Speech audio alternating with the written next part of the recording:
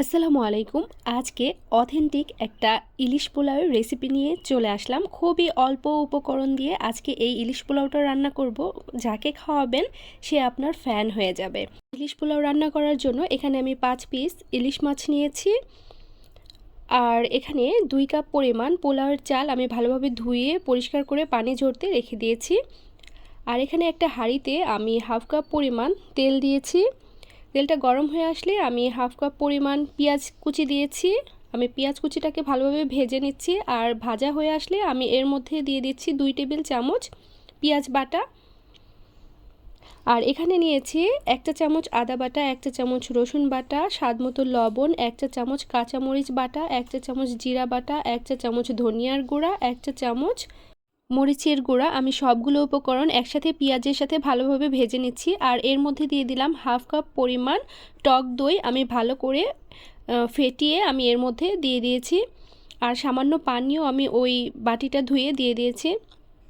তো এভাবে করে আমি মশলাটা ভালোভাবে কষিয়ে নিচ্ছি একটু সময় নিয়ে। কষানো হয়ে গেলে আমি মাছগুলো মশলার মধ্যে দিয়ে দিয়েছি।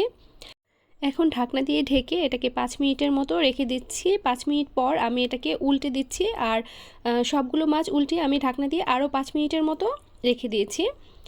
তো প্রায় 10 মিনিটের মতো আমি মাছগুলো রান্না করে নিয়ে আমি মশলা থেকে মাছগুলো উঠিয়ে নিচ্ছি।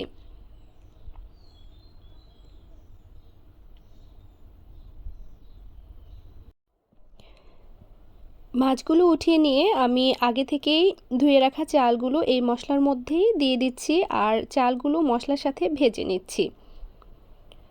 তো চালগুলো ভাজা হয়ে আসলে আমি এর মধ্যে পানি দিয়ে দেব 4 কাপ পরিমাণ ফুটন্ত গরম পানি আমি এর মধ্যে দিয়ে দিচ্ছি।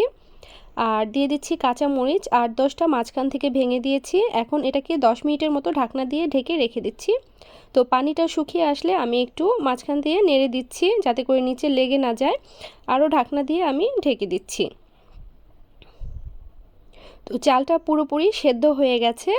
এ পর্যায়ে আমি এর মধ্যে আগে থেকে যে আমি মাছটা রান্না করে রেখেছিলাম সেটা দিয়ে দিচ্ছি। এর উপর দিয়ে আমি সাজিয়ে দিচ্ছি।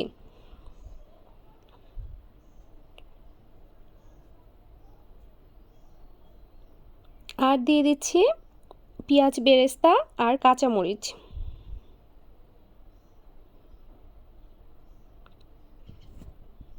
তো আমি এর মধ্যে ঘি কিংবা অন্য কোনো ফ্লেভারের কিছুই দেব না, তাহলে দেখা যায় ইলিশ মাছের যে ফ্লেভারটা আছে সেটা সুন্দরভাবে পাওয়া যাবে না। সেজন্য আমি এর মধ্যে বাড়তি কোনো মশলাই ব্যবহার করিনি।